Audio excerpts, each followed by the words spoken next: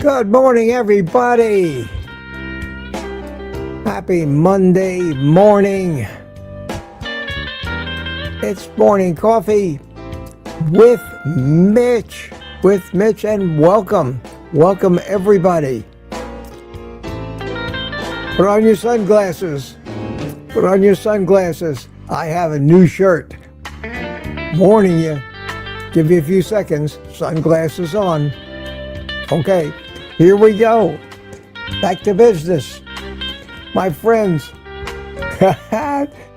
drink it if you got it.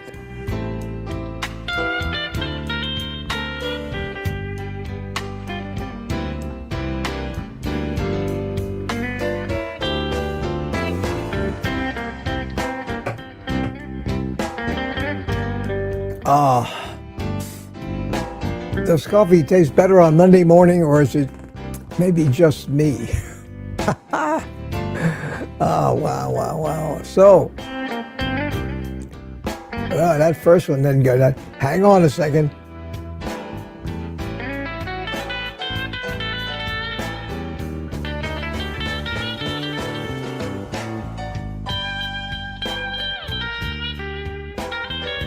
Wow, wrong pipe. I hate it when that happens. Maybe I need a sip of my electrolytes here. Bear with me, guys.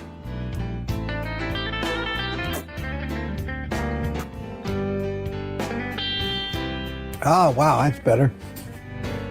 I'm perfectly fine until I start the show, and then never fails. Well, I was in the process of fading out this music, so let's do that. Good morning, everybody. Good morning to you. 55 people in the house so far, piling in the doors. Terry says, I bet those Hawaiian shirts are happy to get out of their hangers. Yes, they are, and especially this one. This is the first time. It's a virgin shirt. It's the first time I'm ever wearing it today. My daughter bought me this shirt as a Christmas present last year. Because of a lot of different factors, I wasn't able to get over to their house in Tampa first few months of the year. So I said, well, just keep the presents until I get over there. And then in February, I had a stroke. Meanwhile, my Christmas presents are still at my daughter's house. Well, she came over to stay with me for a week when I got home, and she brought them with her. So I opened up all these, and she always gets me these things, and there's two beautiful shirts. The blue one I wore yesterday, and this one today, or Sunday. Yeah, I did wear it yesterday. I hadn't worn before, so today I put this one on, and this, my friends, is just oranges and is gorgeous. It's gorgeous. Look at this. And I said I'm gonna wear that today. So there you go. Thank you, Diane, my daughter. This shirt's finally, as I say, come out of the closet. Oh, wow. So good to see you all. Yes, here we come. Very good. I'm going to click my own like button. Thank you very much. Why not? Every little bit helps. You're allowed to like yourself, aren't you? Well, I put this up last night, I've got a few things to talk about today on my show notes list, but I will get the early birds out of the way first while people come in. First in last night, Michael Seeley, United Carnivore from Tampa, got here at 6:19, and then Mary M. followed that, and Cliff Medina said, "Hi, Mitch." Maine Runner, hi from Maine. How you doing? Proud American from Port St. Lucie, Florida. A proud Floridian as well. Smoothie chimed in last night, and Rick, as usual, was here. Wait a minute. The music's still going. Let me stop the music. Okay. And let me give that quack all the attention of a solo performance. Hi, Rick. I saw you here already this morning. Sandy Blythe was here last night. And at 9 o'clock, we had Nikki W. Hi, and Nikki, Wayne Herman, and Peter chimed in. And then this is H. French 71. Join the private community. Thank you very kindly. And we'll look forward to seeing you. Look forward to seeing you. And I just saw another one go across. Leslie Malloy joined the private community. Wow. Wow. That's great. And we'll see you Thursday night. I'll probably say hi to you again as I scroll down this past chat that I'm looking at over here. But that's very kind of you, and I hope you enjoy it. Lady June, 11:25 last night. And at 1 something in the morning, which from West Coast is not too bad, we have Jem, Mitch, and Mitch Fitz. Hi, good night. See you in the morning. Yeah. First one in this morning, Francine Bourgeois. Hiya, Francine. It was great to talk to you. Great to talk to you yesterday. Thank you. Good morning to all secondhand vegans. Yes, ma'am. And Maine Runner is back. Mike Silly Sr. was here this morning. Terry Sue. Hi, Terry. It's 5 a.m. This will be a long 30 minutes till coffee talk. Yeah, coffee talk. Well, don't get verklempt while you're waiting. Words of wisdom to live by. Peter chimed in at 8:08. Rick is here. And Rick is here again. And Rick is here again. Booby Goats Aaron. Good morning, Mitch, and the amazing Mitch Fitz. Yes, you're all amazing. Without a doubt. Without a doubt. Bacon Baby chimed in this morning. Good to see you. And we're 8:20. Who is this? This is Tina. Hiya, Tina. How you doing? Good to see you yesterday as well. Good to see Rick yesterday. Good to see everybody that came in yesterday. I'll talk about that for a second. Aaron is back this morning saying hi to everybody. And Smoothie is here. Good morning, Mitch and the Mitch Fitz. Good morning to you, my friend. And Claudia Burkick chimed in. How you doing? Everybody's saying hi to everybody. That's good. That's good. At 8:27, Terry Sue says 69 degrees. I have 97 here. Wow, it's going to be warm where you are.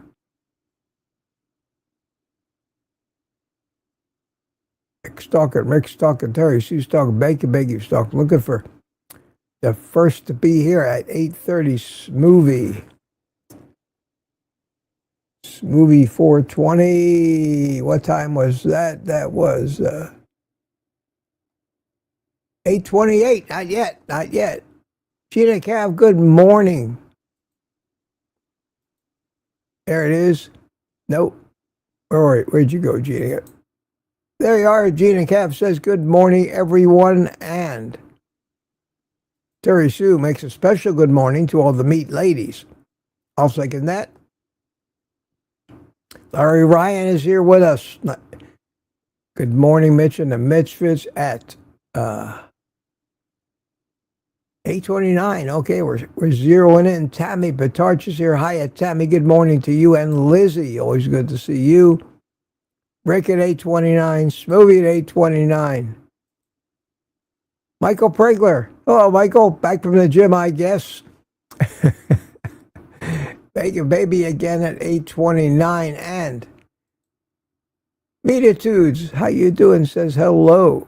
And Rick gave it a stab. 8:29 again. Lady June from England, 8:29. And the winner,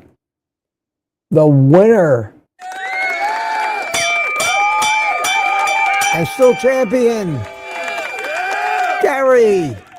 Gary, no slow Gary. Welcome everybody to Morning Coffee Talk. Oh, we're starting a trend there now. All right, do I have to say that in my announcement? Welcome to Morning Coffee Talk with Mitch. Do I have to do that every day now? We'll see. Captain America's here. Steve Rogers, from Kansas City. How you doing? And Terry Sue at 8:30. And Peter chimed right in at 8:30. And Tanya's here. Hiya, Tanya. Don Shanger at 8:30. Terry Sue back at 8:30. As if once wasn't enough, we have Gary again. And that will do it for the 8:30 minute and the rush hour. And to start off the show, Smoothie and Peter. And we'll leave it there. With the original Quacker this morning, I can possibly ever get ranked number one. That's funny. That's funny. Yeah, you got to get up early in the morning to beat Rick, don't you? Yeah, he manages to somehow grab that number. And that, I thought that was stupid at first, but it's kind of fun. Yeah, everybody has a little competition, and it's fun to see. It changes throughout the stream. It's like a horse race, constantly people jockeying for the lead. So have fun with it. I can't get rid of it. You can opt out of it, but I can't. So we're stuck with it till the wisdom of YouTube has changed some more. So it's Monday morning. I woke up to a rainy Monday. We're supposed to have so don't believe anything you hear about. Welcome to sunny Melbourne. I'm going to try something new so I don't ever have to mention the phrase buy me a coffee again, because I don't like to. I have a little chyron at the bottom of the screen. I say welcome, and I put the link in there. You can't click it, but if you feel the need, you can find it in the description of this video, and I don't have to promote that every day. I don't enjoy doing it. I enjoy your support, but maybe it's a matter of pride. I hate to ask. So I stuck it in there. If you think that's even more obtrusive, let me know, because I'll certainly do away with it. And I'm not going to leave it run through the whole stream, but maybe for the first 5 or 10 minutes. We'll see what happens. We'll see what happens. I usually mention my Amazon links. Prime Day is over, but there's still a lot of good deals there. So you know how to find that. My website, links to stuff I use. All right, got that out of the way. That's always the first item on my show notes, because I just never wipe it out. So I got up this morning. You know how I talk. Time for some coffee. Wait a minute.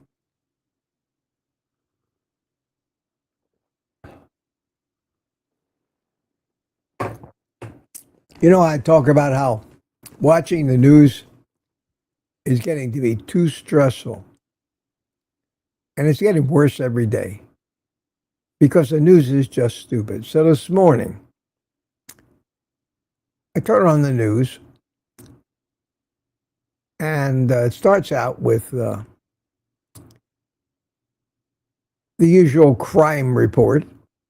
And the guy is going on trial for raping and killing 13-year-old Soto's little girl. Was that name Madeline Soto or something like that? He's going on trial. His lawyers are fighting it. They've got to go through that story. Then I have to hear about accidents, fatal accidents that happen, and the traffic jams that ensue. So if you were going to hit the road this morning, it's not going to be a stress-free drive. And and it went on and on and on, and there was nothing but news designed to aggravate you, anger you, make you afraid, and stress you out. And then a story. Let me look at my notes. Okay. A story that suggested that stress raises cortisol levels and it's harmful to your health. And they went on to tell people how to have less stress in their life.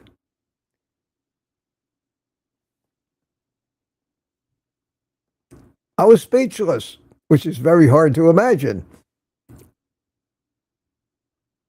Does anybody put two and two together after 15 minutes of doing everything they can to stress you to the max? They come on and tell you that stress will kill you because it raises cortisol levels, and that was their health minute for this morning.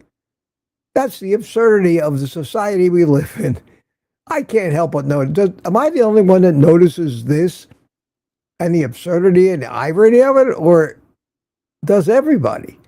And these info babes on the morning news, when they're talking about how to alleviate stress, they care about you. You can tell in their voice and their compassion how much they want you to lower your stress levels, and then bang, right to commercial. What's the commercials?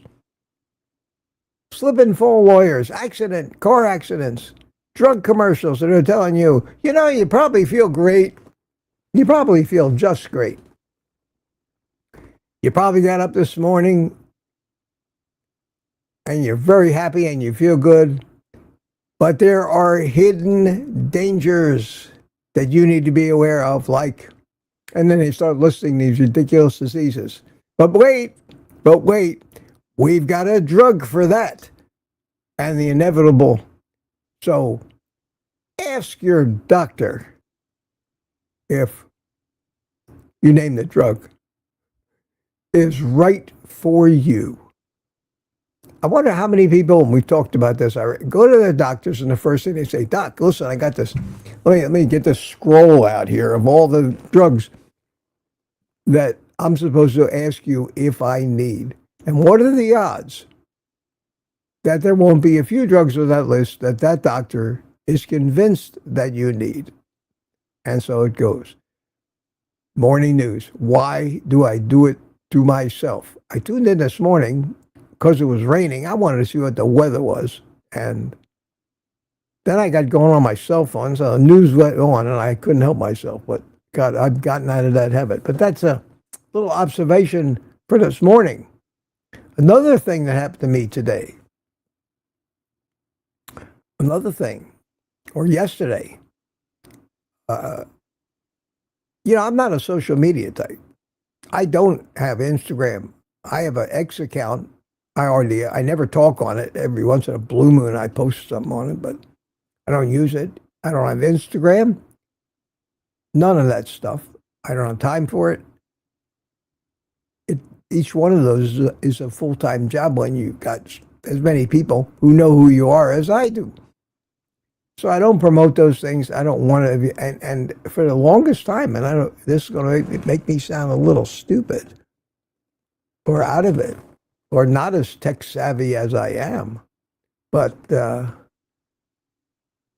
I really had never paid much attention to WhatsApp. Many of you use WhatsApp. You know all about it. I thought it was another, honest. I thought it was another social media app like TikTok. I thought it was nothing but stupidity. I had no idea. Really, it was a communication app with video chat and text capability. I really haven't had a lot of time to research if there's any privacy risks or or there's anything devious about it, like to keep talking about TikTok with the Chinese, communist Chinese connection. But I was texting yesterday with Kilts. With Kilts, he texted me, and I texted him back, and we went on for 5 or 10 minutes texting back and forth.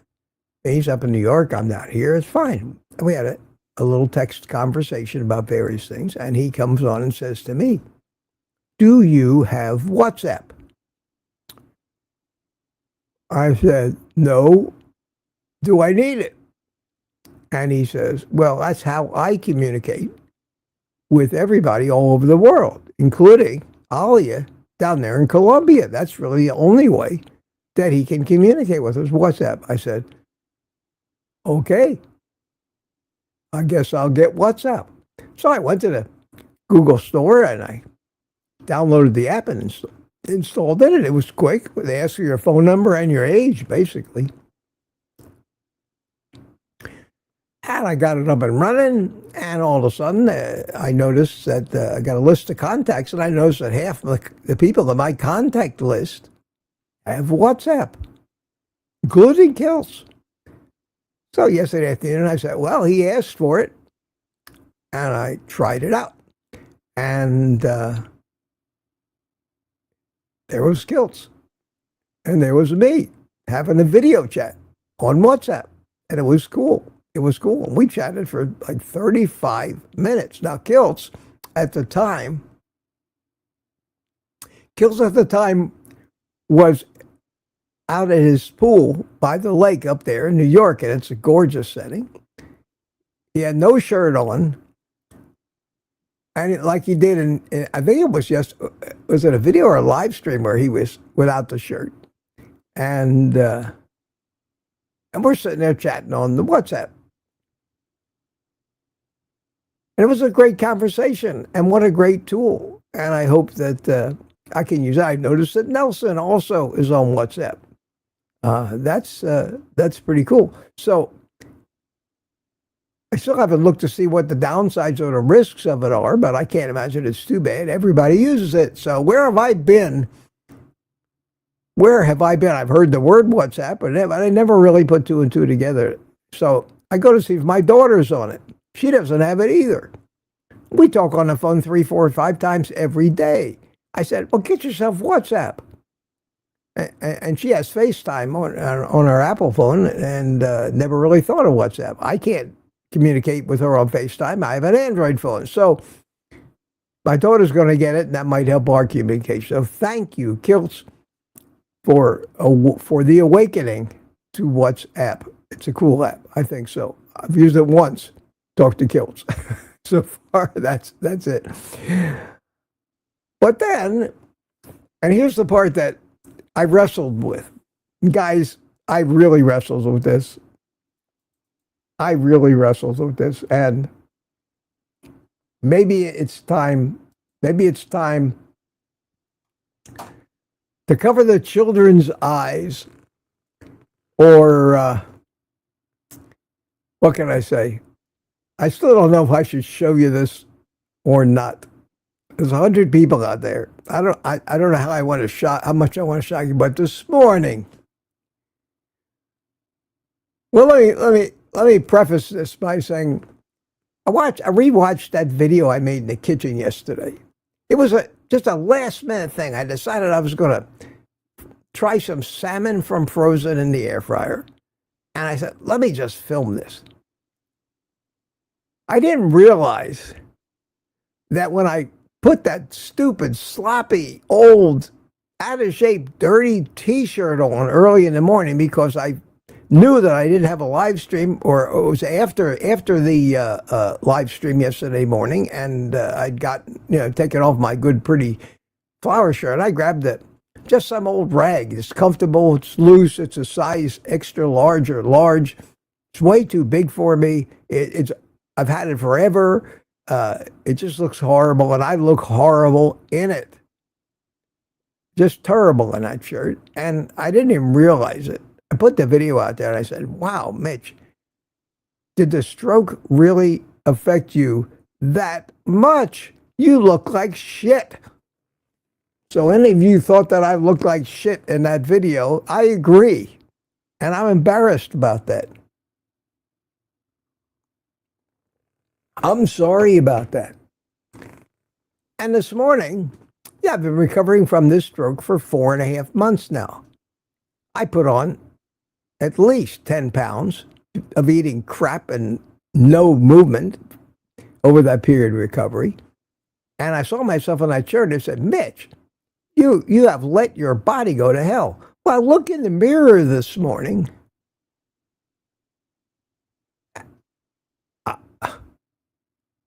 Now, granted, I don't think I'm as toned as I was.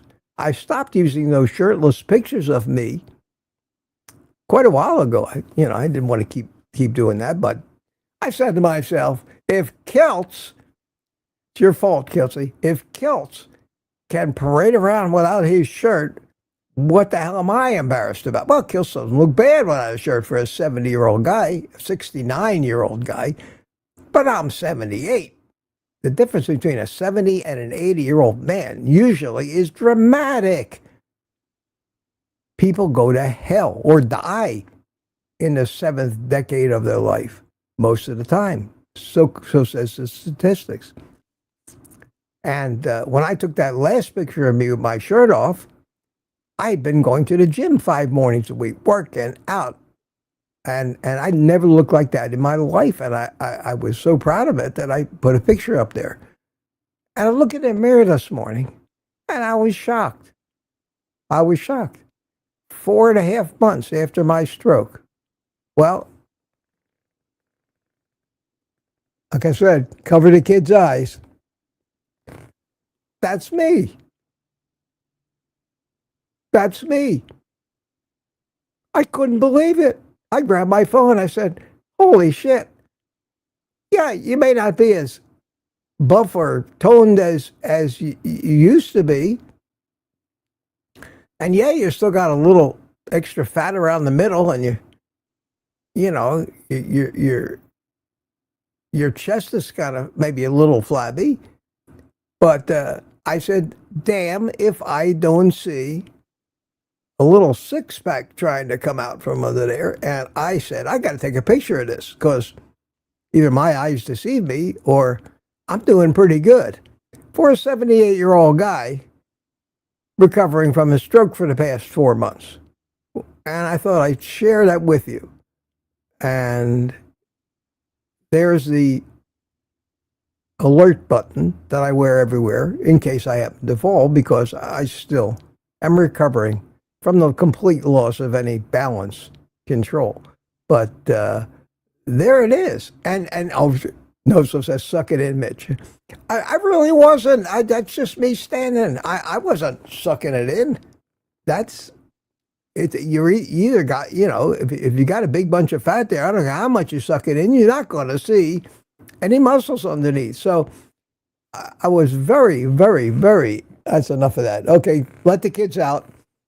Very pleasantly surprised by that.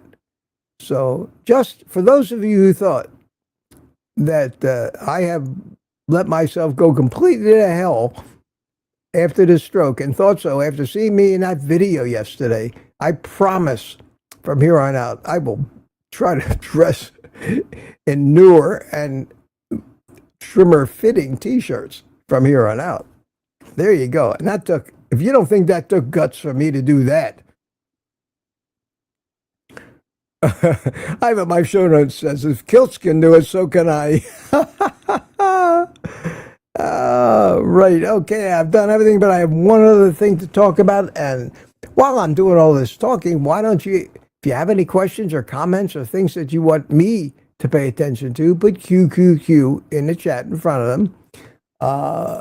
And we're now a half an hour behind, so it's okay to get on with the show. I told you last week that I'm being courted to take on this company as a sponsor.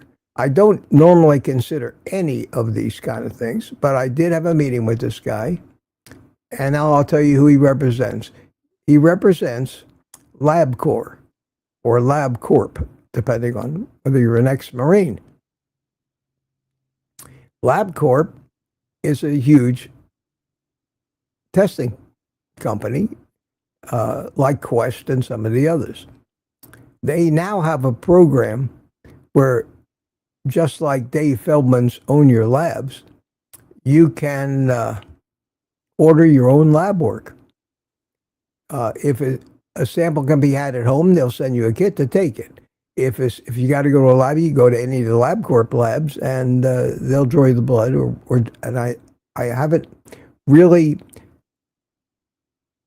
compared the two, and I will, and I haven't decided to do it yet. And I'm looking for some feedback from you or input if there would be interest. But it no longer would require a doctor.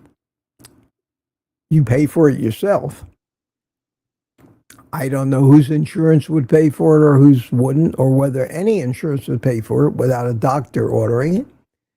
But for those of us, not me especially, because I'm not a numbers guy, but almost everybody else is, who need to know one thing: what's my vitamin D level?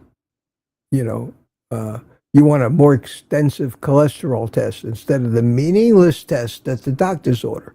You want the NMR test. You want to know if your LDL is indeed big and fluffy or small and damaged. You want to know your particle counts. For those of you that deep it, you have to get those tests yourself.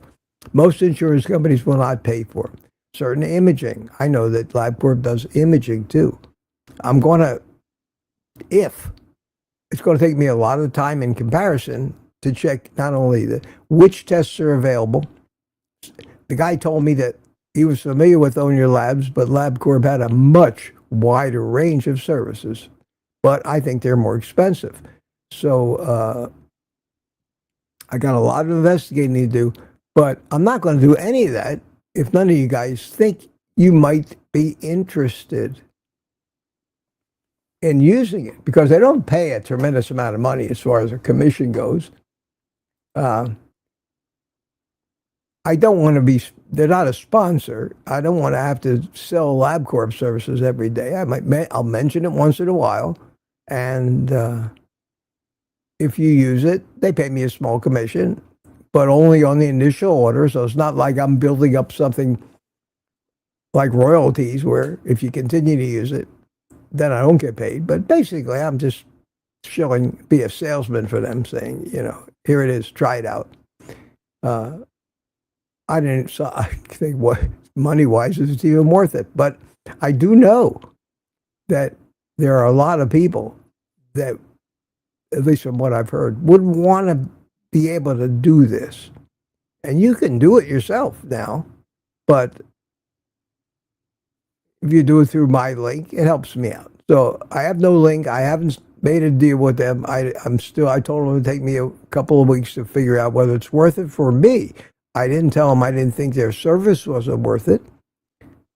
Is it worth it for me? Because I kind of pride myself on the fact that I don't try to push a lot of crap on everybody and don't have sponsors. So let me know. Mama Bear says, I think it's a great idea. Peter still has a little bit of a belly. Good. Ultra Labs, because I use Ultra Labs because they have more selection and they use Quest to variable. Okay, Ultra Labs. So Own Your Labs they're all doing it now, evidently. Okay, I will review the whole chat and I think it's a good idea. Why not a service for us and maybe a chance for you? Yeah, okay. And the guy said to me, well, one of the benefits for you, Mitch, I'm honest with you guys. I'm trying to be transparent. One of the benefits, if you sign up with us, you're going to get $250 worth of lab work for free, kind of like a signing bonus. And I looked at him and I said to him, I'm not interested. I don't want lab work. So I am a man of conviction, and I probably wouldn't use it.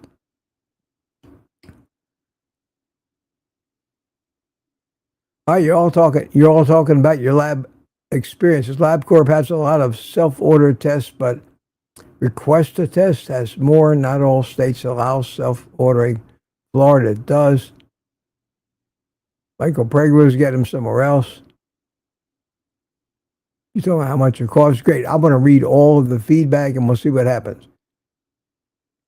I'm on the fence about this. I'm not excited about it at all, but of the hundreds and hundreds of, we want to sponsor your video. We want you to sell our fabulous line of ladies makeup because it fits so well with your channel. I get them every day. This was the first one I looked at and said, what, is this legitimate? I couldn't believe it. So that's that. All right. Now that I'm a full hour or half hour behind, let me get back to the chat and start looking for some questions. Oh, how about that? Kathy says, gorgeous shirt. Oh, it's a beautiful, quality shirt, too. It's very great fabric. Yeah, it's a shame I only probably put it on. I'll probably have a rotation of these shirts. So at least I have about 5 or 6 of mine that are favorites of mine that I really like. And I will probably rotate them. So you'll probably see the shirt once a week. I may even have a little survey where I take a screen grab of me and all the different shirts and ask for my fan favorites. Oh, and I'll throw the picture of me in without the shirt. You might like that better. At least the ladies will. The men are probably picking it apart. Well, I would too. But I can't believe I did that this morning. And if I offended anybody, I'm sorry. I would say, Peter, carnivore increases your libido a lot. That's very true, Peter. Very true. Carnivore makes you healthy. Being healthy does an awful lot of things. An awful lot of things. I see Peter's only at number 3. Number 3 in the running in the chat. Who's got Peter beat? Number 2, Sandy Blythe. Congratulations. Way to go. Beat out Peter. All right. I'm sorry. Let me get back to this. There's a question right off the bat from Tina. 1 year and 4 months carnivore, but still addicted to Diet Coke. I decided today to quit. I'm not being successful at quitting it. Any suggestions? Not much of a water drinker. Well, titrate off of it. You know what that means? That's a medical word they use, titrate. It means to reduce it, change it a little bit every day. That's how doctors get you off drugs. They reduce the dose a little bit every day until you don't need it anymore. You can't do that a lot of time with addictions, but people do it with sugar and carbs. They can't go just cold turkey carnivore. So eat 1 less Brussels sprout each day until they're all gone. Take the Diet Coke and open the bottle. Just have a certain amount on hand so you can't go back for more. And every day, first day, pour 1 ounce of it down the drain and drink the rest. Next day, pour 2 ounces down the drain. That might be hard to administer, especially if you had a whole new bottle in the fridge, or you buy the big bottles and just pour yourself a glass. But buy the 16-ounce bottles and titrate off of it and see if that doesn't help you. It'll at least cut down on it, and you may find that you're happy with 3 or 4 ounces of that stuff a day as a treat, and then you've cut the damage by 4 or 5 times. That's the only way some people with addictions. And just because it has no calories doesn't mean that the artificial sweeteners are not eliciting responses in your body and really bad for you. And you're basically doing the same thing that sugar does, only you don't have the sugar. It's a sweet taste, triggers cephalic phase response, and you start dumping insulin in your blood to get ready for the sugar. I think it's worse when the sugar doesn't come. Your body keeps trying to figure out where's the sugar, and it ramps up your addiction, looking for that missing sugar, and you keep drinking more and more and more of it. That's the slippery slope we talk about.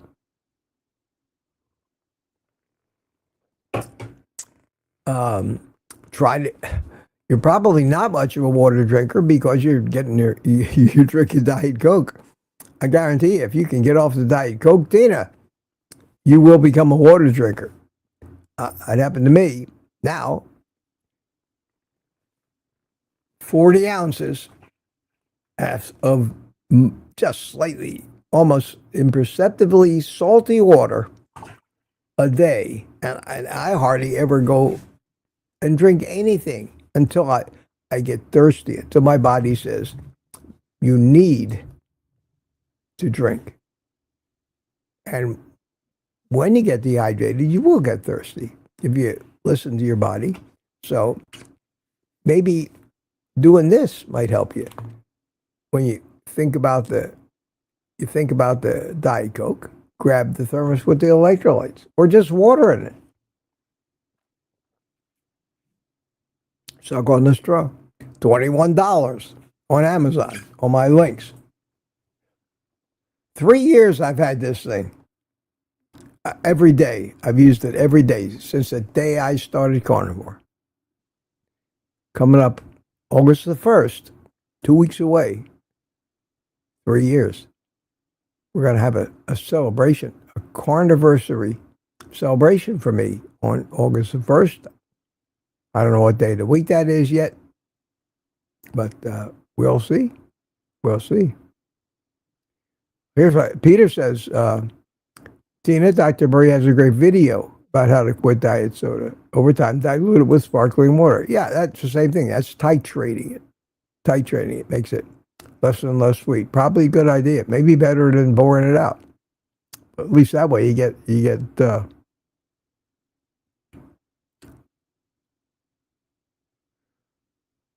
Tanya says, try cherry bubbly, just carbonated flavor. Same thing. Tanya, until you get rid of that sweet flavor, it's very, very hard. It may be better for you than Diet Coke, but then you're going to become addicted to that.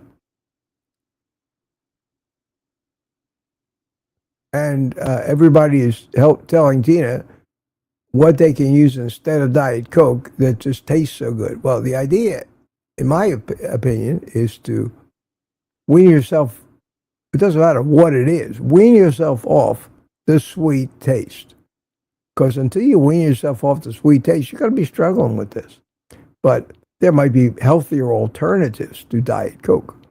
That's for sure. So decide what you want to try. Jeff Johnson, the name you know. Morning, all. You have caring children, Mitch. Well done. Thank you so much. I have great kids. Great kids. And Peter's drinking that Mexican Coca-Cola. My special treat is Topo Chico. I don't even drink much of the San Pellegrino. I drink water. Water and water with electrolytes. That's it. And coffee. That's what I drink.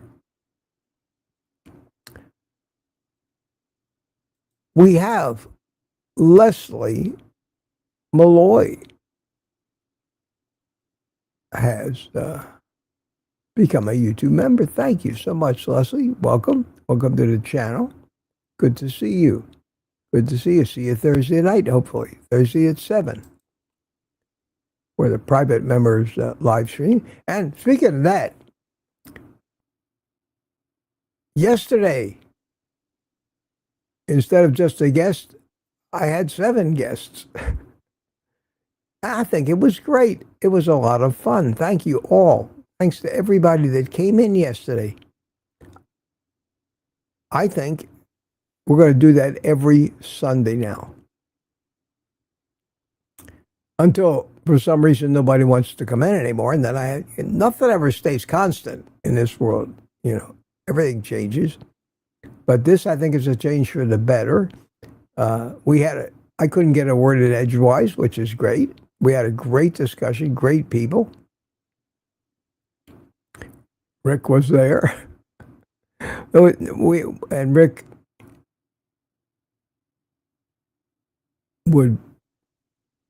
he has a thing about private communities, and I'm not going to try to change his mind, but any place that he can come on without having to pay money to join, even though it's only pennies, he does. So I'm so happy that Rick came on last night.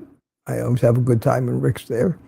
And an excuse, just another excuse to push that button and make everybody laugh.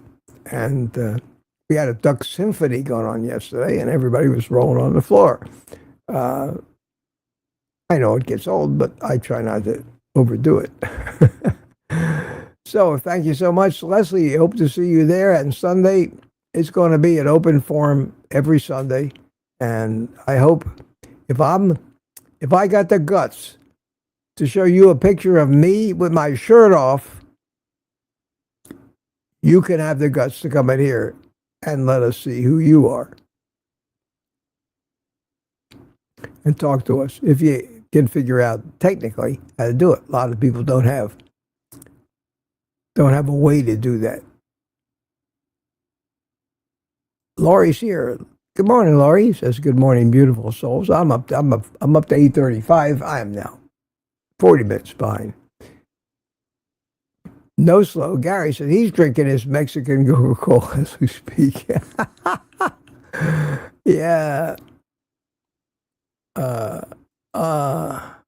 Sandy Blythe reminds Peter that the QQQs are addressed to Mitch. And Peter says, thank you. Okay. Oh, Peter and I are doing just fine these days. Doing just fine. I don't mind. Peter was helpful. Peter was helpful in that one. Brian, BMAT, how you doing? Good morning to you. And let's see, got to hurry through this. Got to start getting to the chat. I'm going to spend more time as I scroll through these things. Of course, it's going to take away something if I miss some of this conversation that happened earlier, but take a quick glance. VJS says, question, any meetups in the near future? Don't have any scheduled. If some of you would like to, who haven't come before, would like to come to Melbourne for a meetup, at least one of my meetups, just Gmail me, OldGuyCarnivore@gmail.com, and let me know. Let me know. I don't know. How do you ban us here? Hi, Mitch. Good to see you. What are we talking about?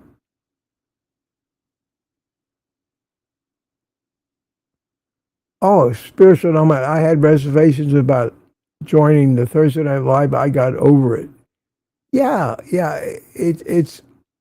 It's fun, and nobody's going to judge. Believe me, not in this community. Nobody's going to judge. And Tiny says, loves coconut bubbly water. You know, if it helps you, if you got to have a little bit of flavored water or a little treat like that for yourself, and that helps you, my God, absolutely do it. You don't have to be that strict as long as it doesn't lead to things that are worse. That's the problem. See, for about the first year I was carnivore, I was using the Dr. Berg's flavored electrolytes. I didn't care about the electrolytes. I wanted something like soda pop. So I took it, I mixed it in San Pellegrino instead of plain water, and I had soda. It was sweet as hell. And for me, it was like a treat. But that allowed me to stay pretty strict carnivore otherwise. And if you need that, that's a crutch. Even Rob Sivas, big doctor that he is a raging carb addict, and he has that drink. He uses his coffee as a crutch, and he sips on it out of a thermos all day long. Whenever his mind kind of wanders towards sweet things, he's found that coffee, and he admits, may not be the best for him, but it's certainly better than the alternative of going down that slippery slope towards binging on sugar.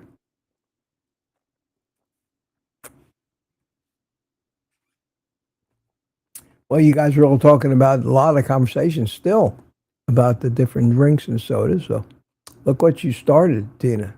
Look what you started.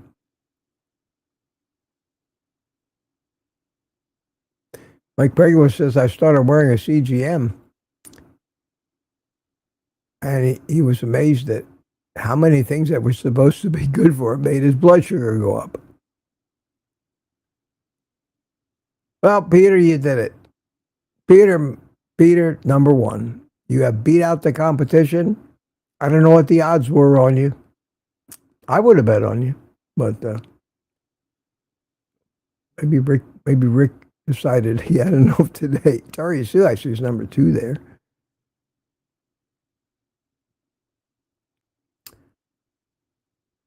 Okay, so I'm going through the recent chat, trying to pick out some of the recent questions. And if I see him, oh, here's one. Ed DLC question. Hi, Mitch. Ed from Delaware here. How come you do not work out and put some muscles on his skinny legs? It would help. Ed, maybe you haven't heard,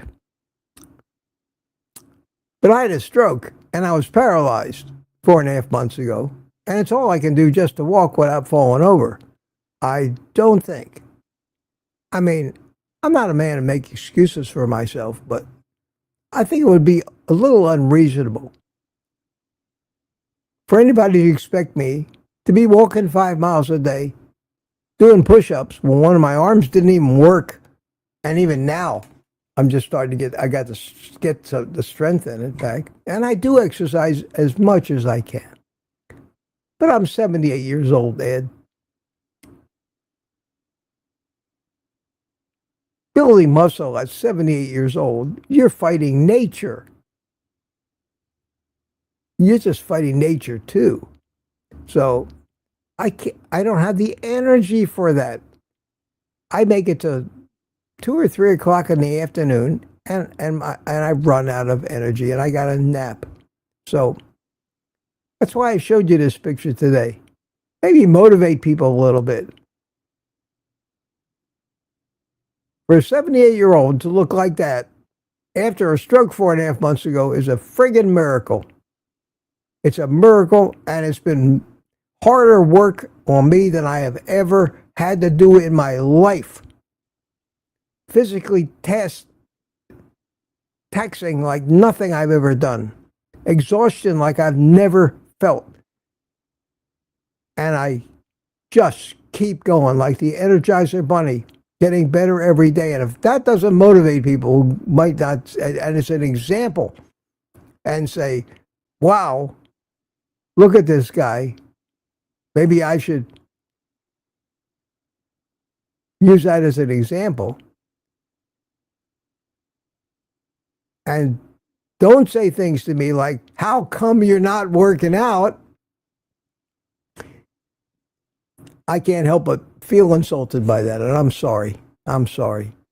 But nobody is working harder at a stroke recovery than I am.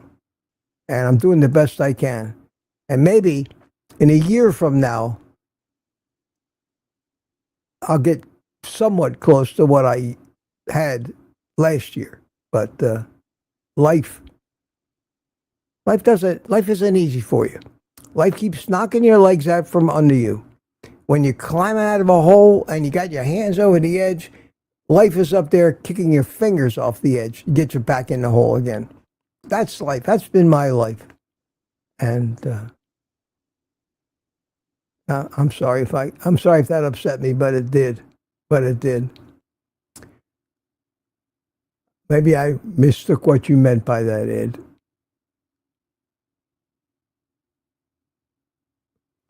Terry says, I can't keep up with the chat. Must be a manic Monday. Now I want to hear the song. Oh, yeah. I can. If you can't keep up with the chat, how do you expect me to? I've got to keep going and be entertaining here. Okay.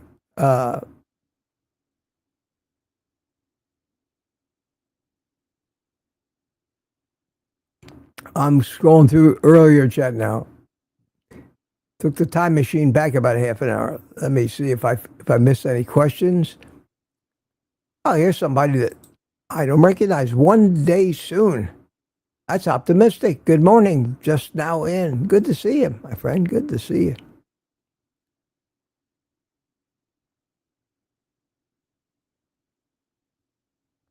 So I must have been showing you the picture. Hello, well, I'm Cracker. You look like shit. I thought I did in that video. Yes, I thought it looked horrible. I thought it looked horrible. But I'm my.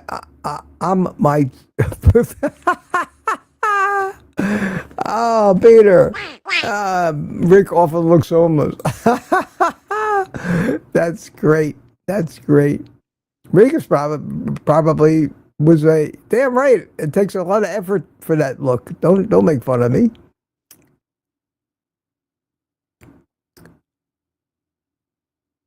Rick says, "Wow, looks better than me." Well, thank you, Rick. Thank you so much. That's a hell of a compliment. I appreciate that. This is a Terry Sue. Not bad, Mitch. Does this mean we all have to post pictures when I showed up? Well, Terry Sue, don't let me stop you if you'd like to. Peter says I look great. Well, thank you. I was really afraid to do that. Nicely done, Mitch. Still got a six-pack. I never had a six-pack before Carnivore. I may have had one, but it was buried so deep in visceral fat you couldn't see it. And one of the things that I was really happy to see this morning is that I don't appear to have put on a lot of visceral fat, although my friend Kiltz always says that it makes no difference. Visceral fat is fat, and you shouldn't vilify it. But there's so many opinions on that I haven't taken a side yet. I just don't think that I wouldn't say I'm going to put some on purpose. But no, I'm weighing about 136, 137 now, which is still pretty slender. But I do have plenty of fat on my body, so I'm not gonna worry about that. VJS says, looking great to me. Your wife shouldn't let you boast that. Well, I agree with you, VJS, and if I had a wife, I would have asked her. But I got divorced 20 years ago from a psychopathic lunatic who just died a month ago. So not only don't I have a wife, but I don't have an ex-wife either. So I can I feel confident. But that's funny. I like that. Oh, I don't know. I'm going to read these things. Aaron says, looking good for a stroke victim. Thank you. Oh, throw it. Keep it coming, guys. I like this stuff. Claudia says, looking great, Mitch. Bree, Tanya, be proud of that, Mitch. Not just saying to kiss butt. No, it's okay. That's perfectly well. Smooch away. I get very little of that, so it's all welcome. It's all welcome. Tommy says, well, Mitch, you look better now. Not as muscular. Not nearly as muscular. I did lose quite a bit of muscle on since the stroke. Yeah, I did. And Peter, here's another compliment from Peter. I'll get through these compliments, but I can't help but read them. This is funny. Smoothie says you're going to make Dr. Baker work even harder. I don't think so. The man's an animal. The man's an animal.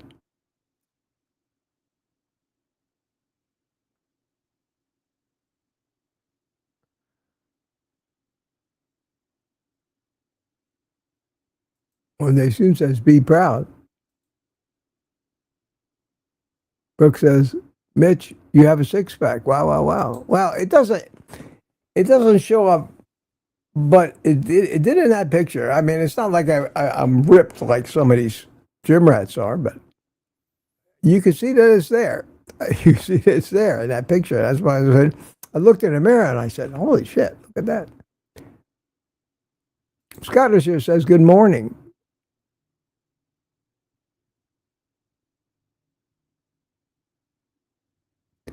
Here's a person that scored 2017 motor. Mitch, you're cracking me up. I love listening to you. You're going and he's got a muscle thing going on. So Tina says, you look marvelous. Thank you. Wow, wow, wow, wow. I didn't see all these comments when I was busy being embarrassed about my picture. All right. Ladies are demanding it. Fellas, the ladies are demanding it. The gauntlet. The gauntlet has been thrown down. The challenge is on. All male misfits have to show us your upper torso. Okay. Leave it to the ladies. Tanya says, I'm finally happy with the way I look in clothes. Tanya, I've seen your picture. You look great. You look great. You got nothing to worry about. Beautiful.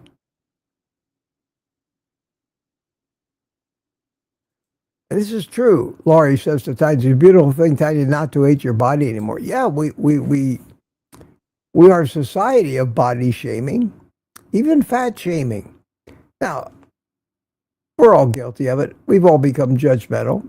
We've had this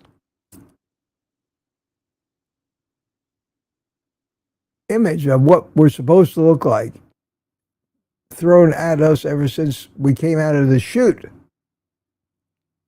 Everywhere in movies and commercials. Young bikini-clad, hot-looking women playing volleyball, advertising Diet Coke. They always associate some kind of product or something that's cost you money with being able to look like that and being ashamed of yourself if you don't. They make fun of you. They tell you to eat less and move more. And if you can't lose weight or get fabulous looking, it's your fault. We've given you good advice. You're not taking it. You're lazy. You're slow. You've been had that drilled into our head ever since we've been in first grade gym class. Where if you couldn't climb up the rope, shame on you. Be ashamed. Be ashamed. We've been guilted into working so hard. Health never even being a consideration. It's always been about appearance. Everything is about appearance in this world. And we've all been shamed so much that we hate our bodies. We hate our bodies.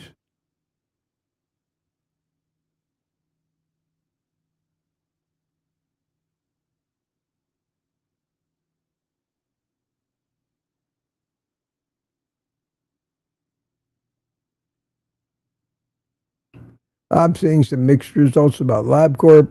I'm going to take some time and read all this over. I'm a half an hour behind in the chat. Let's see what's happening. Any questions here in recent memory?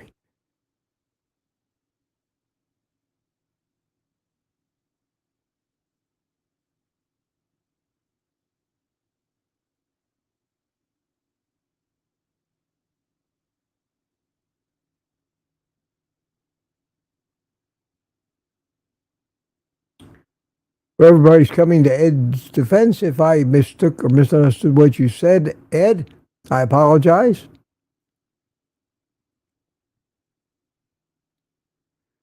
Here's a question. Jem says, Mitch, I think it was yesterday Kilt said meat has sugar in it. Every living cell, every cell of the body has to have some glucose in it in some form or another. In muscles, it's glycogen.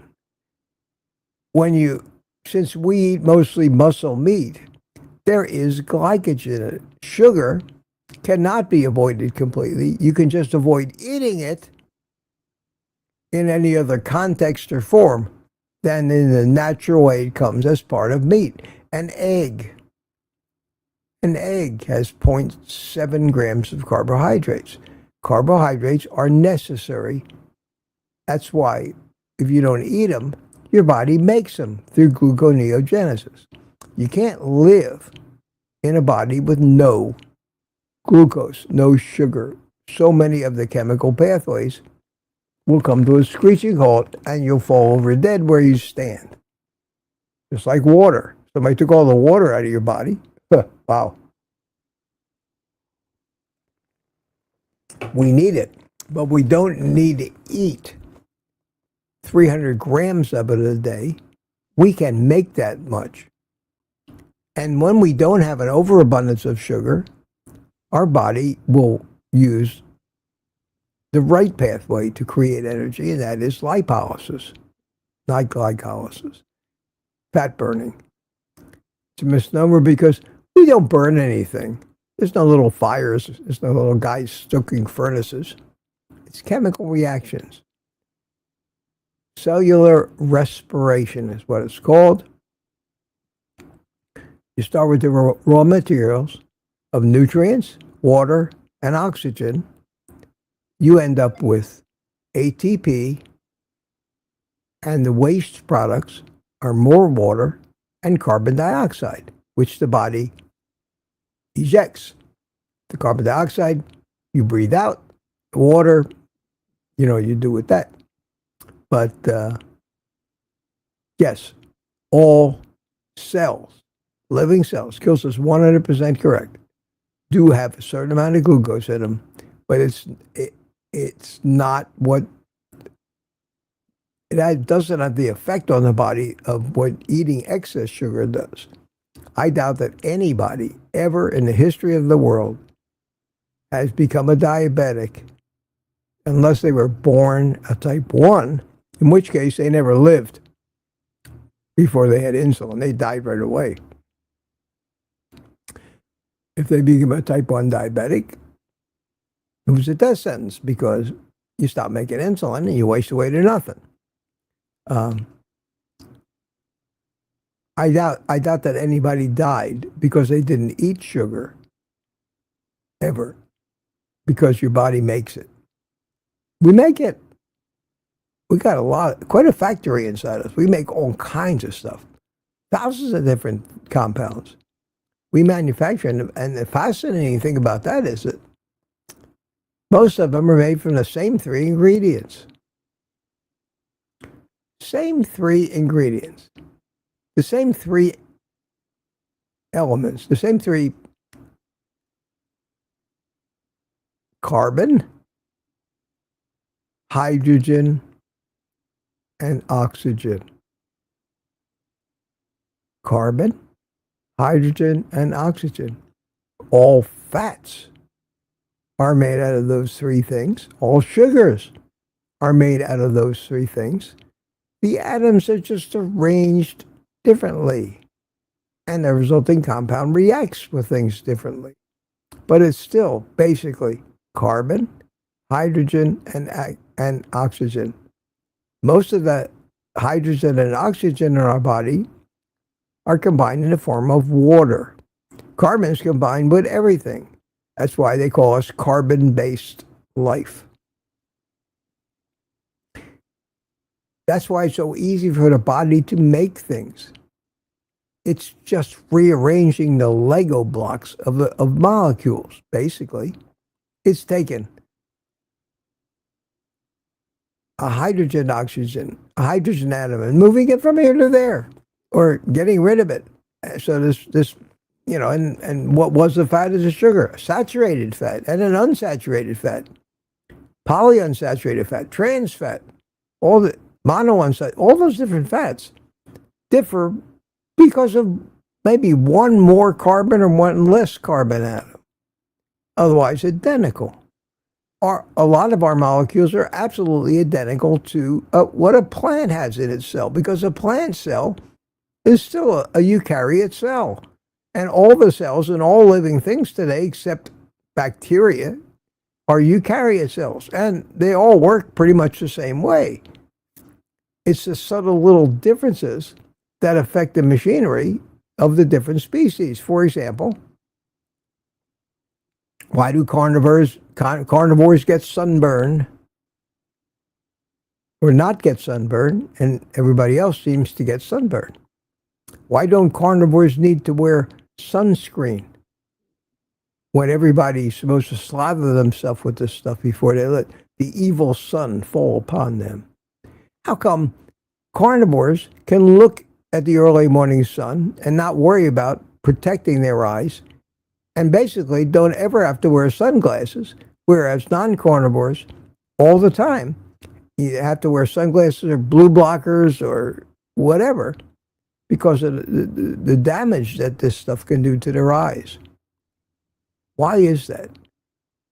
How come I used to have skin cancer and an increasing number of precancers every time I went, and now as a carnivore, I haven't had a precancer in almost 3 years? How do you explain that? It's simple.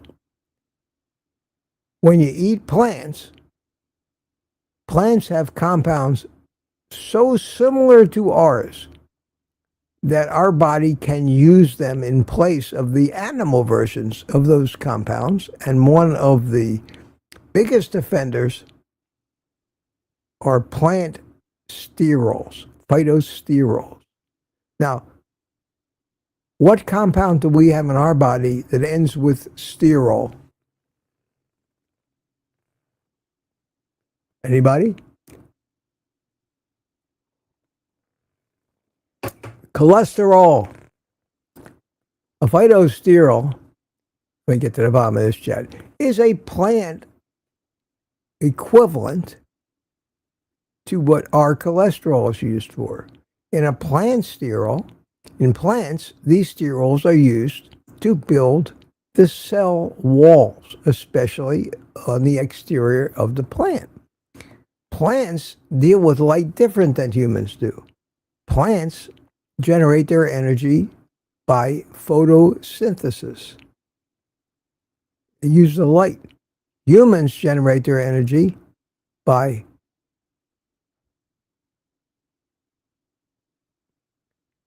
what is it?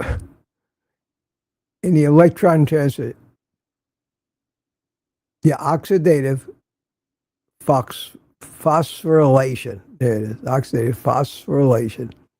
And that describes the electron transport chain where ATP is created. Now, what happens when humans eat plants instead of animal cholesterol? The body still has needs. It has repair work to do. It has skin. It has new cell walls to build. It has brain cells that need cholesterol to sheathe, to insulate the connections between the neurons.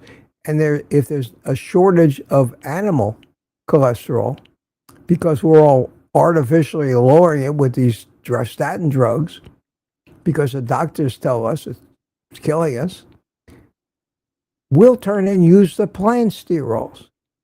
We are slowly, these vegetarians and vegans are turning themselves in over a period of years into a higher percentage of plant than animal. And the first place you seem to notice it is in the skin cells. So you eat no animal products. You rely on manufacturing your own cholesterol. You are taking a drug which artificially lowers your ability to produce the cholesterol that you need. You're eating all this plant sterols, and the body, close enough. We'll just use these plant sterols instead of cholesterol to build the exterior walls of your skin cells. Well, these are not the same. They react differently to light. That's the reason non-carnivores get sunburn. The difference, and the sterols are the only thing that's different in plants and animals.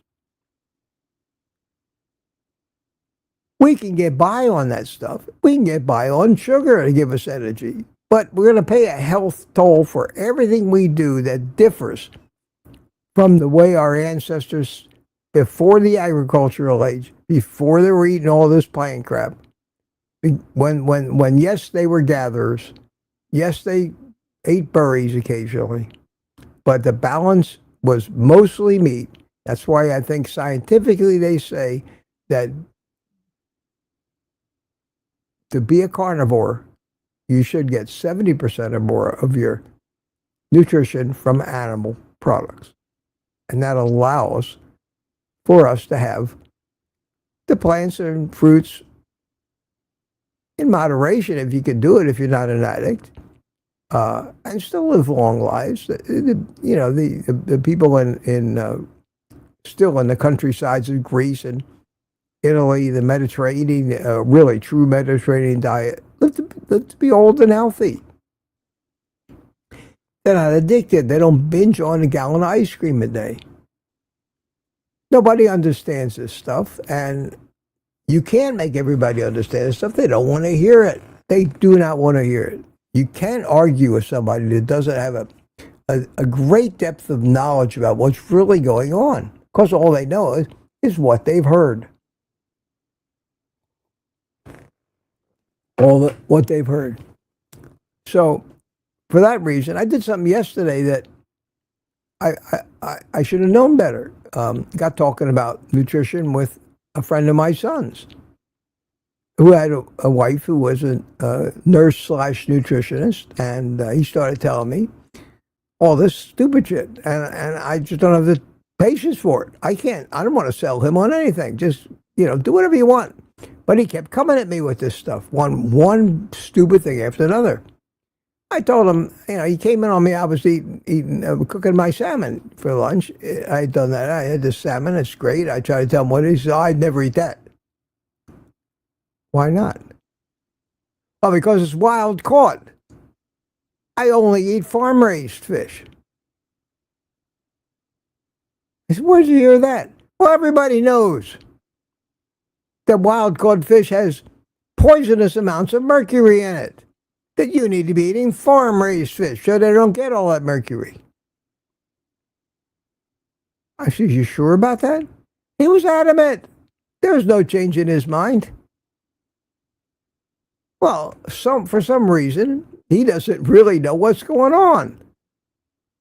Number one, I said, well, what about the tiny little fishies like anchovies and sardines? Same thing. They live in the ocean. It's full of mercury. It doesn't work that way. Yes, it does. Yes, it does. You don't know anything, says man. The one thing, I don't want to talk to you about this stuff. Because all I'm going to do is get my blood pressure up. There are people that are that convinced and that brainwashed about everything. The man had kidney stones. He had all kinds of things wrong with him. And I could explain why. He had every one of those things wrong with him. And he wouldn't believe a word I said. He did agree that he really liked to eat as much meat as you guys. I said, fine, that's one thing you're doing is good. But we agreed on a lot of things when it came to, for reasons other than scientific fact. But his wife had him completely brainwashed, and he was telling me how smart she is because she worked at a so-and-so hospital for 15 years. Well, great. That's just even more brainwashing. I can't talk to people like that. That's why I refuse to try to coach or counsel anybody and change their mind. I'll help people that think I want to be a carnivore and I think I know why. Oh, I would help anybody like that. But to try to debate nutrition with 99% or higher of the human race today, it's futile. It's a exercise in just frustration. When steam starts to blow out of your ears like Wile E. Coyote, it's terrible. So I don't know how I got started on that little rabbit hole, but yes, I did. Yes, I did. Let's see. I just got to really, really chug through this now. And I'm so far behind I don't even want to calculate how many minutes. You guys are very chatty today. 132 people here. Good crowd for a Monday. And it is Monday. It is Monday. We're talking about... I see the word Topo Chico flying by a lot of times. That's... Peter, you did that. Nobody ever heard of Topo Chico, and they started talking about it.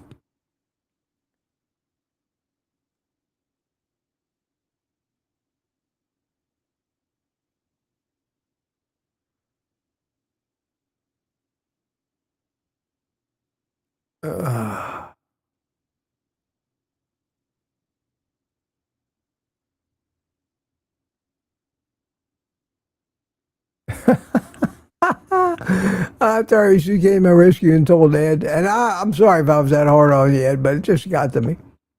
Says, let me ride with my chicken legs in peace. But I've always had chicken legs. I don't care how much muscle I put on my body. I've always had skinny legs. We are what we are.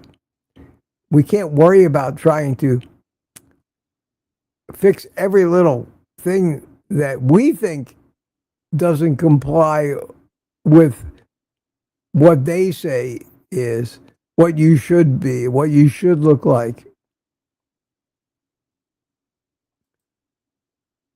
It says, Mitch, miracles it is. I hope I'm still around at your age. I'm 66. I still go to the gym, but I don't get a stroke either. Love from here. Okay, Ed. Okay. I should not have had a stroke either. It's not from carnivore. It's not from anything else. I'm at least 90% sure that it's the result of that, what should have been unnecessary brain surgery that I had 3 years ago, where they had to cut my skull out, remove a huge hematoma before it killed me. The hematoma came because when I did have my fall and hit my head into the gym that day, I had a brain bleed, and not once but twice. The hospital discharged me without following up with another CT scan to see if that bleed had stopped. They had 2 opportunities on 2 separate occasions where I went in there screaming about something wrong with me. They took an x-ray of my ribs when I fell the second time, but didn't. I told them, you need to take a CT scan. I think based on the symptoms I'm having that there's something wrong. 2 weeks ago, I was in here for a subarachnoid head hemorrhage, and they discharged me the next day and never did another CT scan. Well, I don't know if that was the hospital's fault or insurance company's fault. Somebody sent me home that second visit, the second time, without checking to see if I wasn't still bleeding. 3 weeks later, I'm in a life or death situation and had to have brain surgery. And that, on the MRI that happened after my stroke, the site of that surgery is where my stroke happened. Coincidence? You tell me. Or do you think it's carnivore that did it? All the doctors thought it was carnivore. All the doctors are fools and ignorant about most stuff that's real. Yeah, the meat has sugar in it. Yeah, of course it does. Not enough sugar, not enough carbs to change anything about eating carnivore. Even if you happen to get 10 carbs of it, 10 grams of carbs a day, it's nothing. It's zero. It's nothing. And it's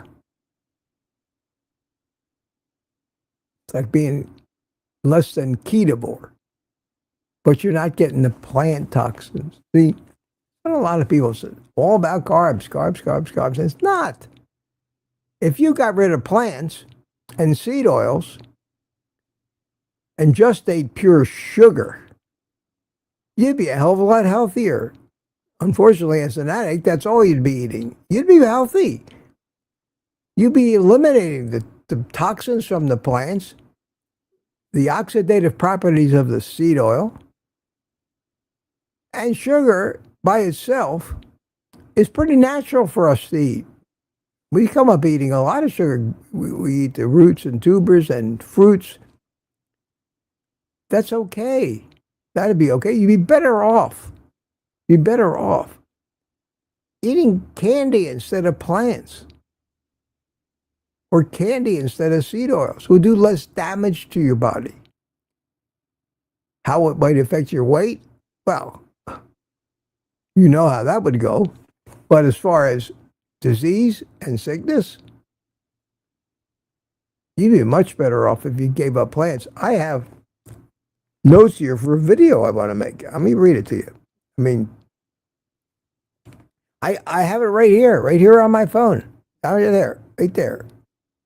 And it says, this is the title for a video. I think it'd be very, very interesting. What causes the most harm? Sugar, plants, or seed oils? Can we give up just one or two of these and be healthy? Don't you think that's a great subject to explore? A great question to find out? Maybe certain people can. There's a camp out there that says seed oils are the real problem. And have showed results saying that disease gets better when you cut out the seed oils but still leave the sugar than the other way around.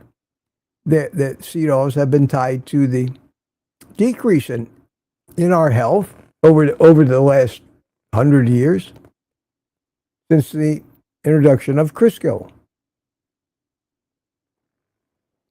But sugar's been with us a hell of a lot longer than that, and we didn't have quite as much problem. Maybe it is that if you can factor out addiction, you'd be okay to eat sugar. I've thought along these lines. But if you factor in addiction, it's a whole nother story. The addiction alone dictates that you abstain from eating anything basically sweet. And that's where the problem comes in. And we have all been addicted by these mercenaries in the food business.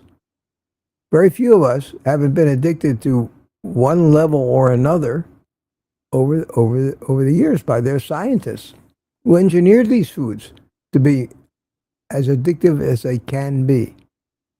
So whatever is happening to the American people and their health and their obesity and the screaming rates of mental disease and diabetes and heart disease, it's been done to us systematically, on purpose, for money. That's an undeniable reality.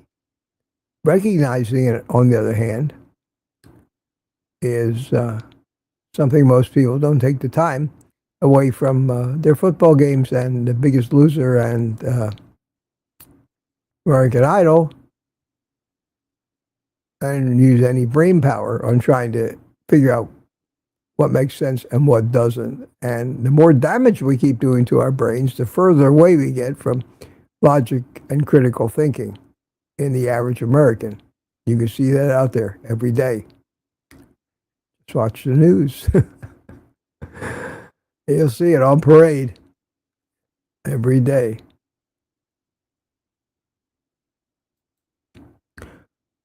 Michael Prager, Mitch, why when I sit in the sun does my blood sugar jump by 50 points and then drops by 50 points in a cold shower?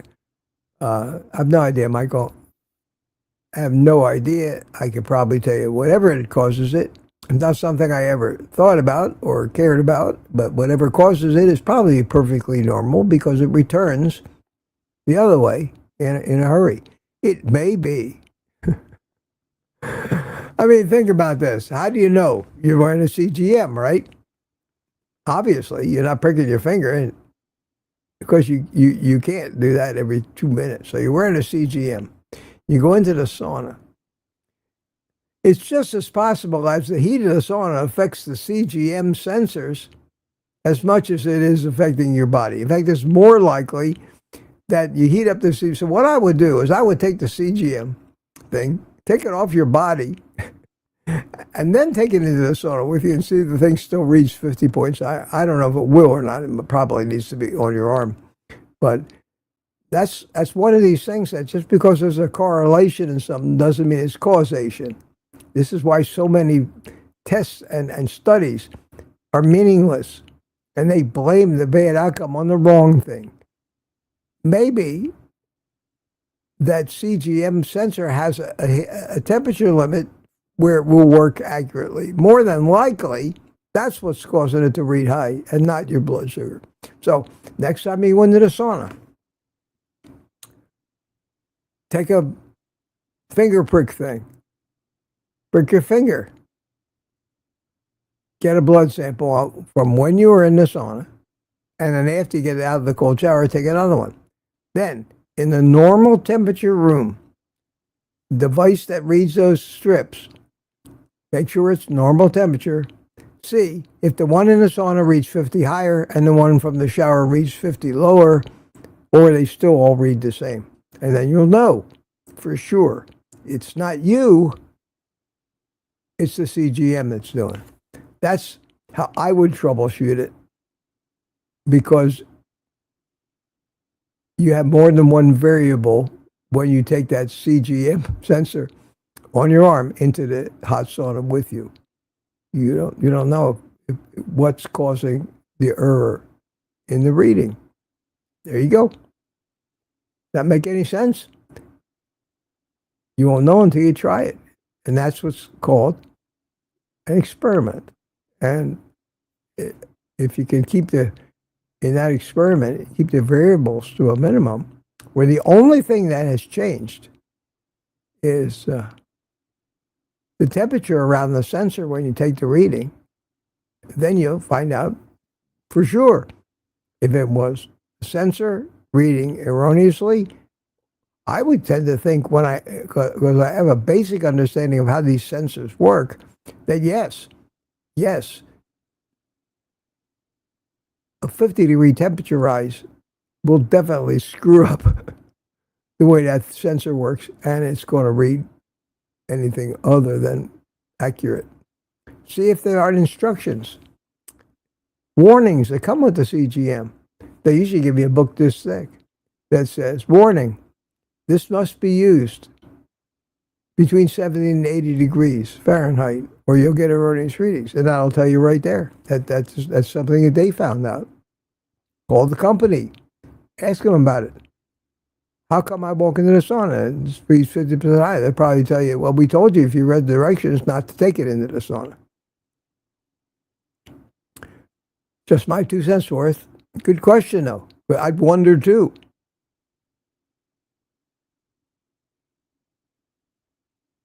Oh, CB says, they sell phytosterol supplements to lower cholesterol. Vegans are in trouble. Oh, man. Yeah, CB. Yeah. Leave it to them to figure out a way to make it worse and get you to pay for it by selling you crap that's going to hurt you. Tammy says, can you explain how being 90% red meat eater after 2+ years wound up with low hemoglobin and low iron?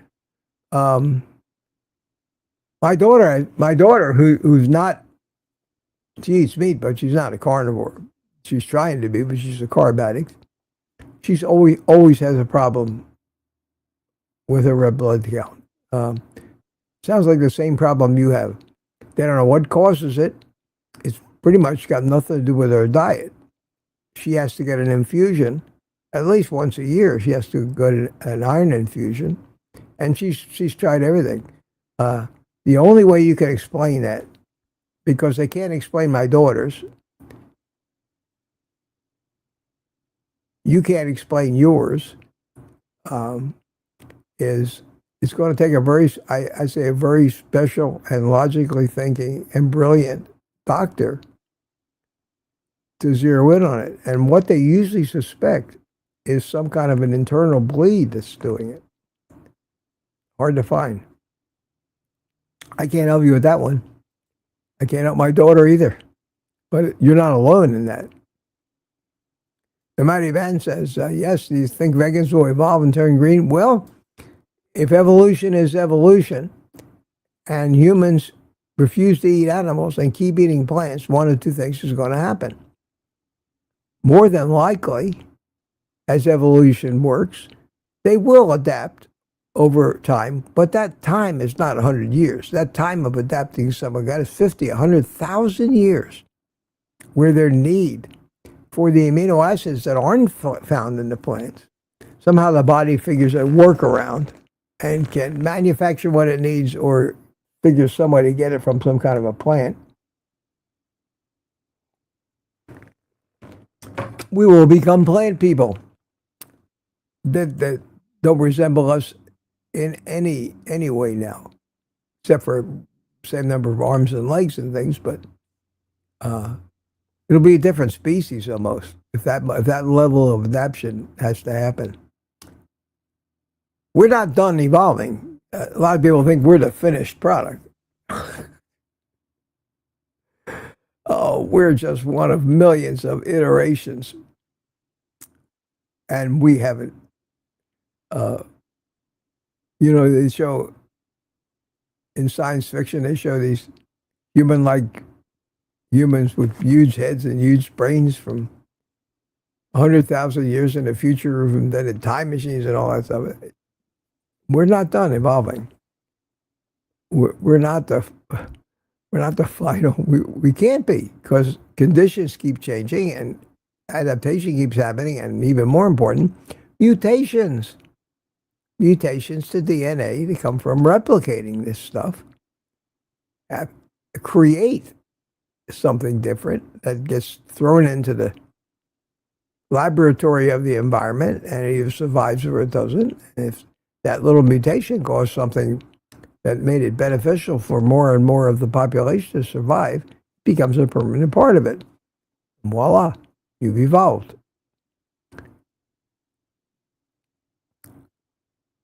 Oh, it's 10 o'clock, Monday. I'm still going here. Wow.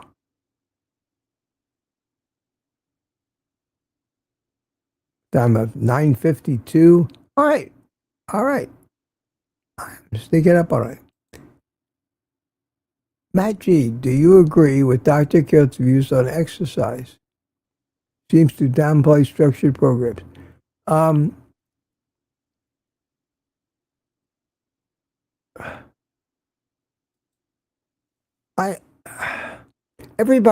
It depends on what your goal is. You have to tailor the exercise based on some expert or another's advice to know what would be right for you. I think that what Kiltz is doing is perfect for a man almost 70 years old. Is that enough exercise for a 25-year-old bodybuilder? Hell no. That's why a 70-year-old man can't watch 25-year-old bodybuilders tell you how to get ripped. We change too much. My grandfather lived to be 102 years old. The man never went out of his way to exercise. He lived his life. He didn't know what a gym was. He just lived his life. He was an active guy. He was always up and around. Lived to be 102. My father was the same way. My father never exercised. Healthy as hell all his life. He played golf. And they walked the golf course. They didn't take golf carts. 90 years old, he was still playing golf. That was the exercise that was right for him. So that's an impossible question to answer. It really is. It depends on your goals. What are you trying to accomplish? You're trying to attract chicks in a bathing suit? One thing. You want to be healthy? The test is,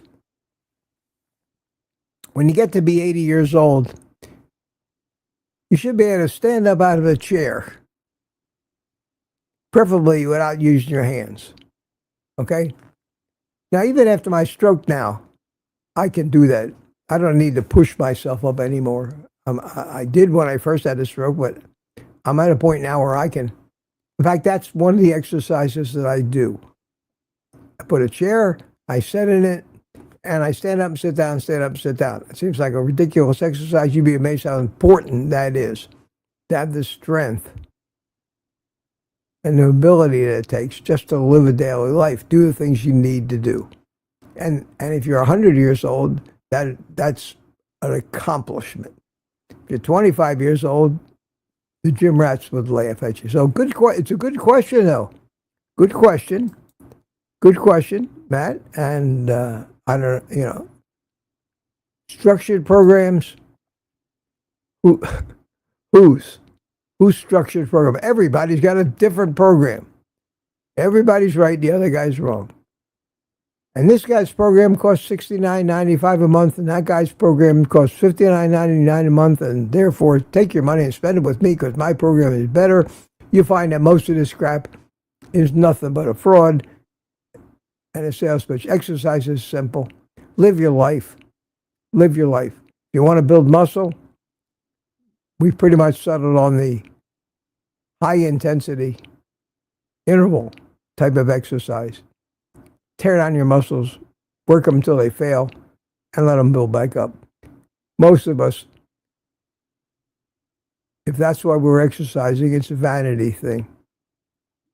Some of the healthier people don't look all that muscular, but are strong like an ox.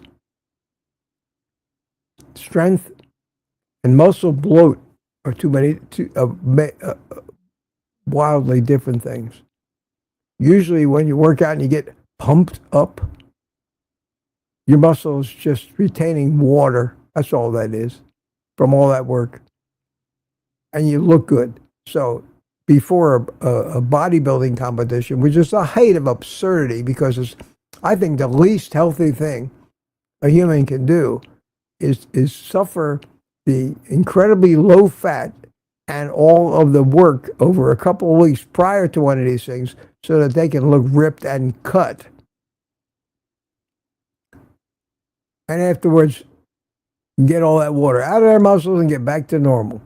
But any of you have ever worked hard in the gym know that as soon as you're done working, your muscles are hard as a rock, bigger than they normally look. They're full of water. That's what that's all about.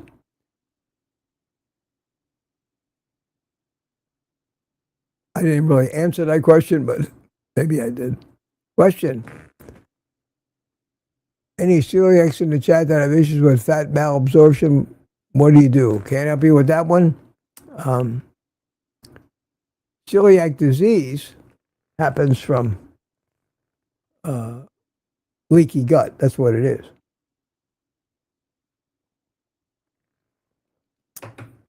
As many people will tell you what causes leaky gut, but you should be able to do away with that. That should be one of the autoimmune diseases and things that you can do away with by doing a carnivore diet.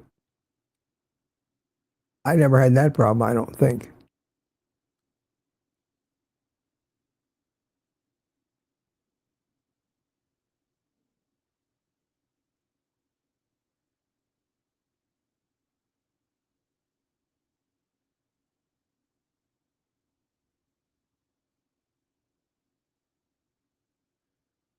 What time are we at? 9:57, about 15 minutes. Let me speed through this. I got to get going here. It says here, Rocking Keto, Amy. How you doing, Amy? Mitch, it's because of the heat. The CGM will also raise when you are in the shower. Does that mean you shouldn't shower?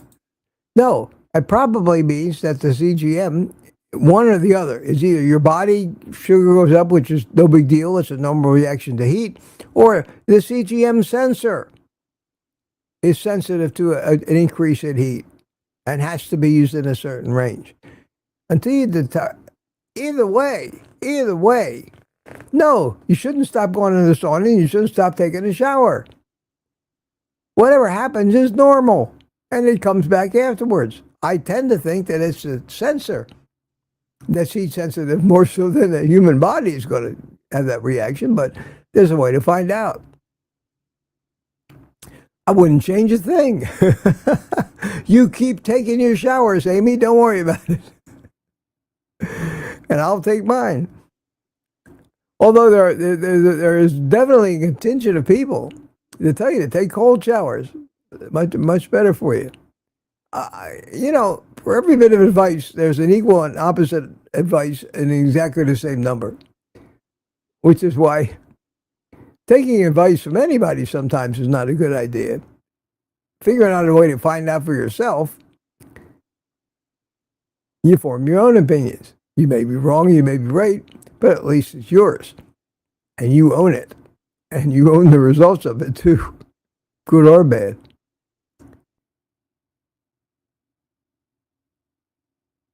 I'm flying through this trying to get to the end. Otherwise, we're going to be 2 hours long today.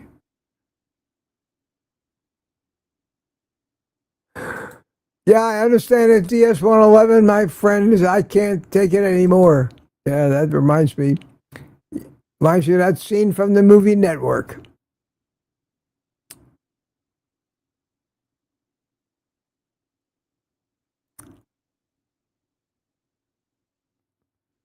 One day soon. You've really been prolific in the chat today. Thank you for participating so much.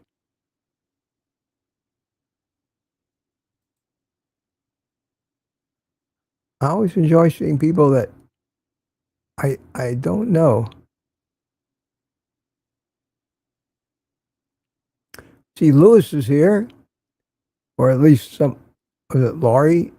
Bacon Baby said, "Hello, Lewis. Welcome. Better late than never." Karen Wilson.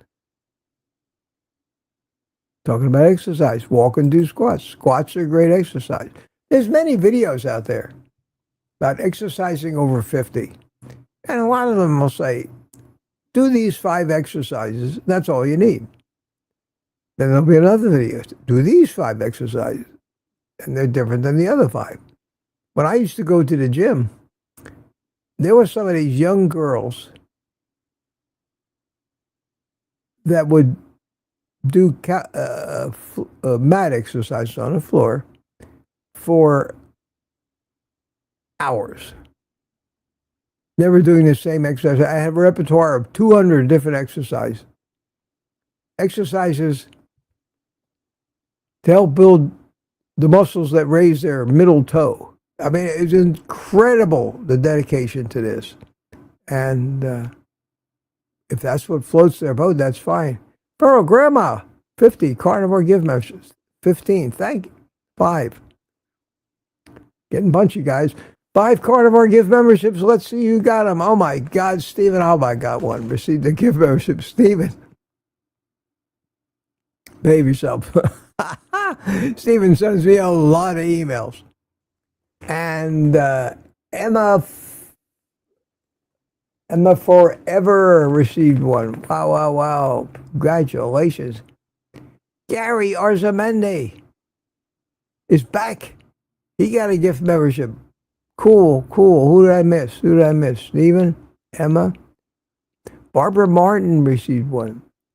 Jeff Streslike. People that have been around in the community for a while. It'd be great to have you there. Thursday night, 7 o'clock. Wow, wow, wow. Yeah, I see Lewis is here. Welcome to the gang, new members. Yes, sir. Yes, sir. Pretty soon. Going to get there. 2 minutes behind.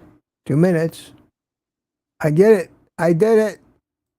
Terry Sue says, I'm still going to get used to all the new people. Now there will be more. Yes, that's the idea.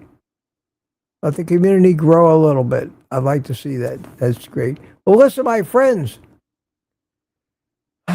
Time to relax a little bit. Think about what I'm going to have. Bacon and eggs today. Yesterday, I made the salmon and I made a ribeye. All that from frozen. All that without cleaning the air fryer until the very end. 5 or 10 minutes of cleanup, and I was done for a whole entire day of cooking. It was great. The food was great. The steak was fabulous. I think I'm on to something here. It'll be right for everybody, but with me and my lifestyle these days, being housebound most of the time, working to recover, working to be on YouTube. The less time I spend in the kitchen cleaning and cooking, the easier it is on me. It lets me devote my time to other things. So listen, my friends, let me give you a little happy music. That was a quack. There it is. Little happy music. Say goodbye to your friends. We'll be back tomorrow morning, Tuesday morning. It's halfway through July already. Wow. Brian Dish says goodbye. Yeah, everyone have a great day. And Rick Rick and CB is waving and got bacon in there and steaks and everything. Tabby for tarts. All kinds of music and waves. Bacon Baby says goodbye. Lori Weitzel says goodbye. And DS111 is talking this. Bacon Baby, bye. Lat, bye everyone. One day soon, bye. Love your channel and beeps. You're in the best community on YouTube. Just ask any of us. We'll tell you. Meetitudes. Love you, Mitch. Aaron, Booby Ghost, bye everyone. Smoothie, have a wonderful day, Mitch, and all you. Quacky Mitch Fitz. Lori Weissel, bye. Lori says till tomorrow. Tired Rick. Danny in Boston says goodbye. Novadia Band is waving. Novadia Band. Lady June says goodbye. Bill Cook. Jackie W. ADLC, have a great day. Time for some ground beef and eggs. Not a bad idea. Not a bad idea, Rick. I mean, Ed. Retired Rick is waving. Jem says goodbye. Feral Grandma. Dance Party. Nexus Attacks Office. Yeah. Thank you for the gift memberships. And I guess with that said, I'm kind of talked out. I still have some coffee left, a sip or two, which I'll finish as soon as we're done, which we are. So, my friends, it was great as usual, and I'll take the rest of the day off. Eat meat.